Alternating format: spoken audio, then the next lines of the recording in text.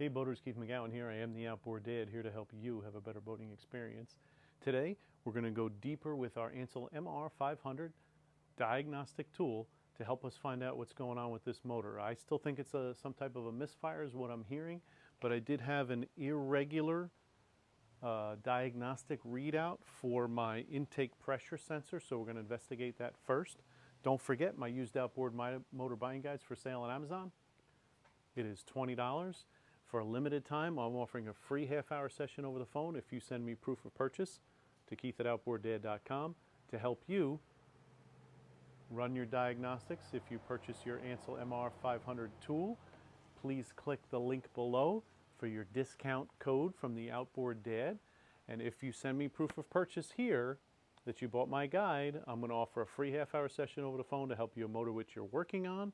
Or if you bought the tool and you need help setting it up or going through any diagnostics to help you get back out on the water. So what I noticed, and I learned more about this tool the more I use it, and we're going to learn more together. So what I noticed here is we have a little maintenance guide to click on. Let's see. Maintenance help, conditions and possible causes for generate fault codes. Let's go back. So I think I clicked on the wrong one. Nope, I clicked on the right one. Conditions and possible causes. So this is really good because this is not just saying, hey, you have a fault here. It's going to give you some diagnostics to look at too. So let's look at some details. Check the intake pressure sensor with the engine monitor. Check wiring for proper connection or damage. Check the input and output voltage. Pretty cool. So it gives us some tests that we can go through. Now, DTC Guide says this content contains detailed repair measures to help users solve faults. So there's a technical bulletin here too, I see. Let's click on that. Or maybe that is the technical bulletin. All right, so we'll cancel out of that. So, diagnostic report.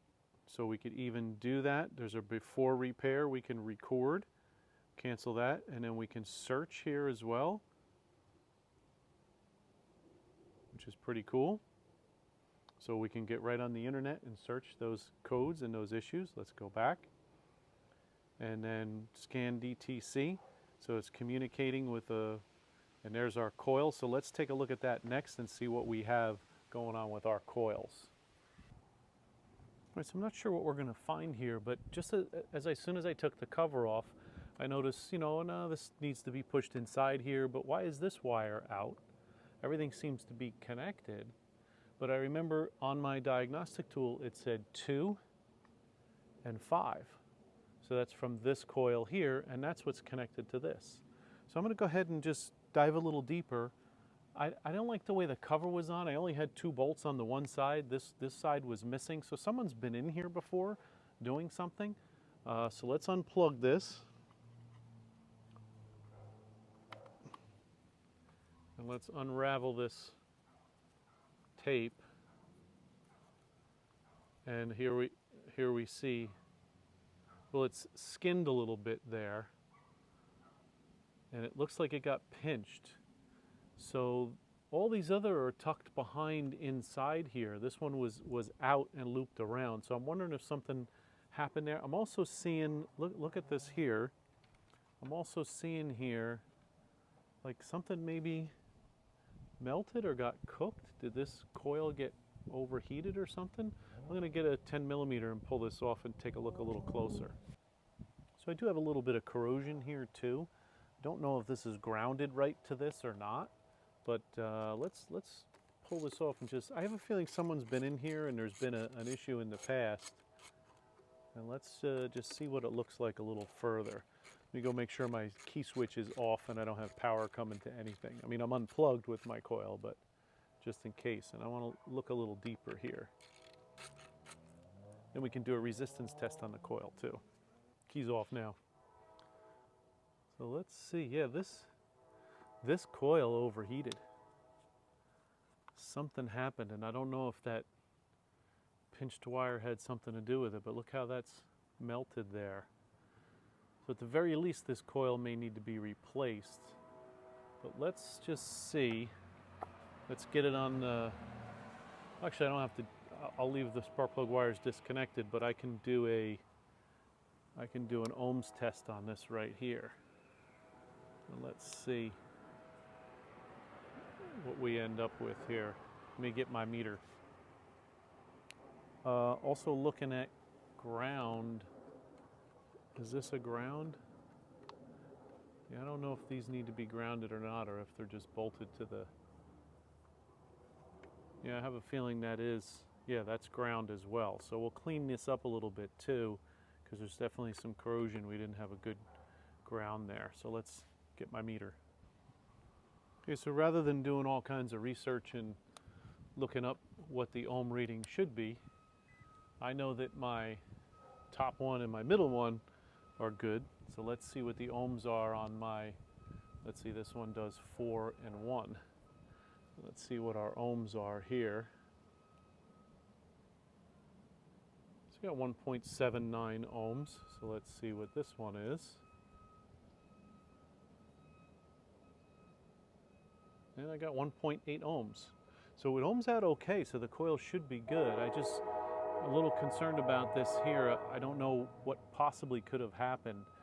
Maybe this wire being pinched, maybe it got pinched towards the ground and it got overheated. It just barely broke through.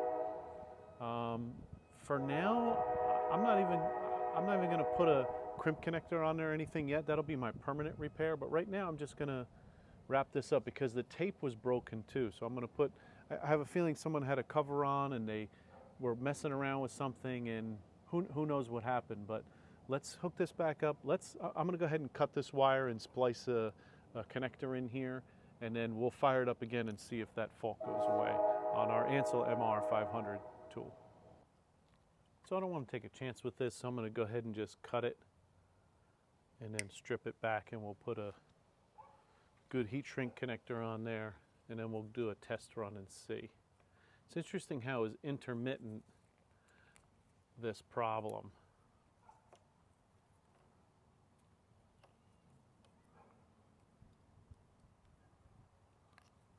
So there's a lot of different crimp connectors out there. I use the heat shrink ones, nothing fancy, they're from Amazon. But what I do like,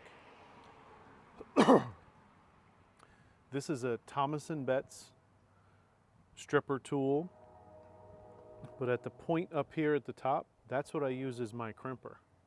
So I have had the best success with this tool.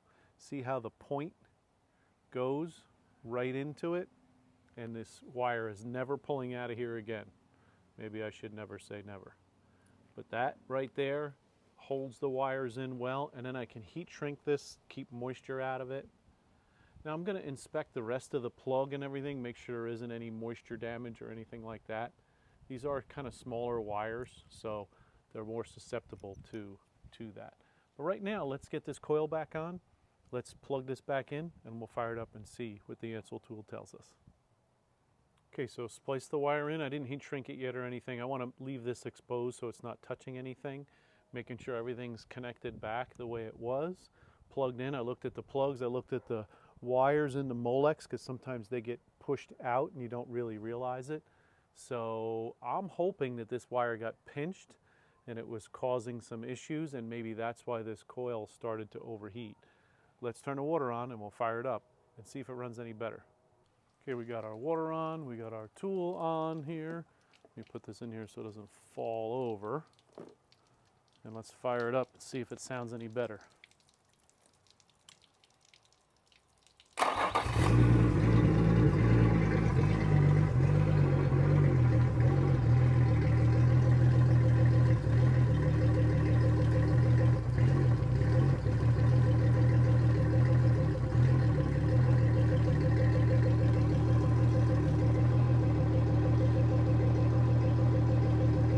Seems to be evened out now. First fire up. Let's go back. Let's clear the DTC. Please turn the engine off. Okay. Please turn on the ignition. Turn on the ignition. We want to start from square one. Main line is connected, battery has good power, equipped with the system. Okay. Engine. Make sure everything's good. DTC. And holster coil says normal now. Let's fire it up again. Getting better each time.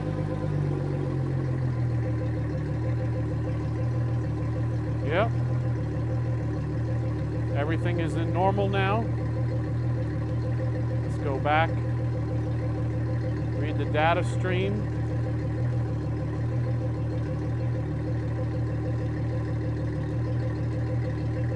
So let's look at engine speed.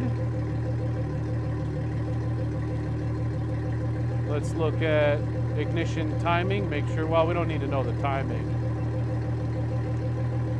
Okay.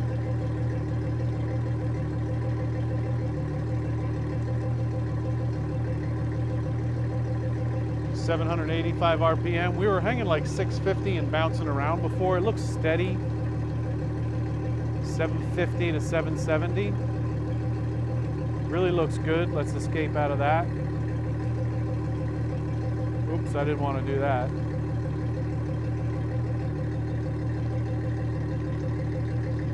Everything's looking good now. Let's cancel it.